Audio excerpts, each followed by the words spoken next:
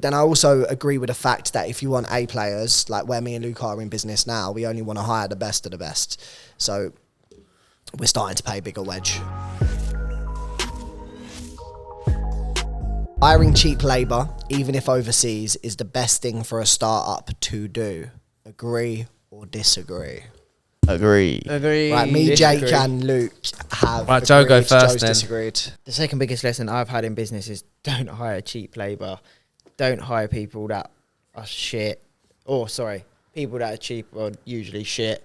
And even when you're starting up, find a way to attract the best talent. That's what's going to grow your business. People that have been there, done it. They've been in businesses or organisations ahead of you, better than you, in their field, whatever it might be, whether it's sales, marketing, operations, whatever it might be. They need to be more experienced than you. You don't want to be training them, especially when you've just gotten started.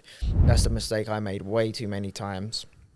And I think cheaper doesn't save you money. I've learned it just multiple times over. Cheaper does not save you money. If I pay someone £150 compared to £250 a day, I know full 100 million% I do not save £100 a day. It costs me so much more money because the people that you're paying bigger money to can actually help fully drive the business and get you there quick, and from day one impact to help bring revenue or profit into the business. You just got to find a way to attract them, whether it's whatever you buy them into, commission, bonus, just the long-term vision of the company, whatever it is.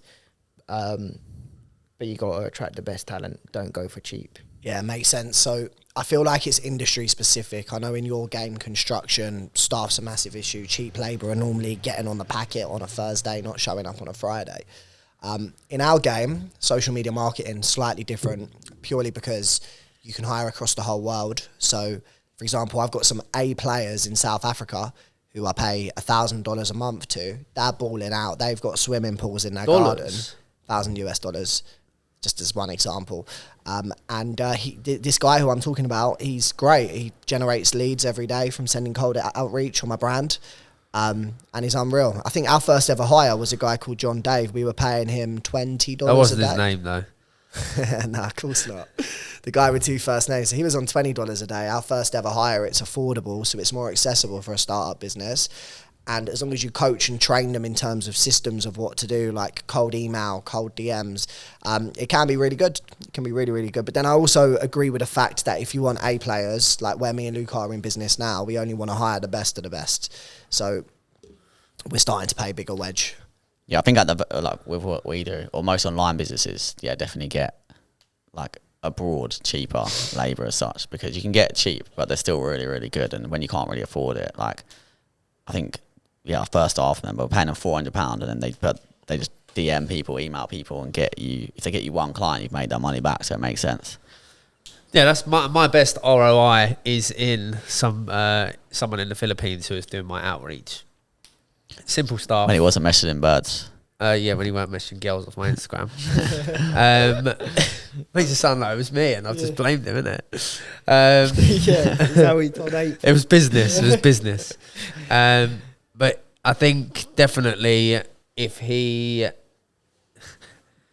cost me any more, then there wouldn't have been a great ROI, because it's still investing a lot of time. It's not just about the money; it's about the time you have to invest in these people.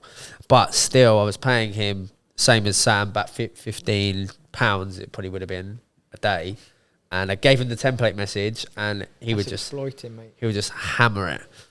He was living rich. He's, like Sam says, they're the richest people in their village. Yeah, it's mad. Like, for them, like, the amount of money that they're getting, obviously, to us, it's great labour. Yeah. To them. Yeah, I think the abroad part does make sense, and I think it's just them perspective. So like you say, you're actually paying them good money. So you're to us, it's cheap labour, but to the area that you're focusing on, you're not going cheap. You're not going for the cheapest person in the Philippines. You're not going for the cheapest people in South Africa. So you're still actually trying to attract the best talent. It's just overall, because it's international, it's cheaper.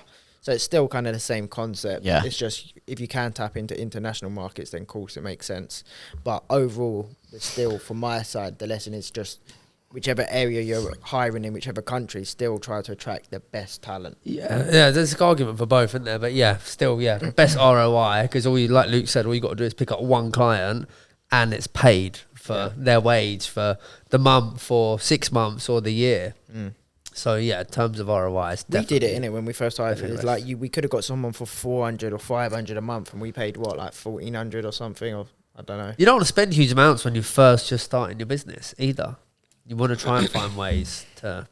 Yeah, As you go along, cost I'm like effective. just you need a mixture of Definitely a mix. mixture of the like I don't have anyone in-house remote anymore. and remote. I don't It have helps. anyone remote anymore. Everyone now is over here. Well, I say remote, abroad. Yeah.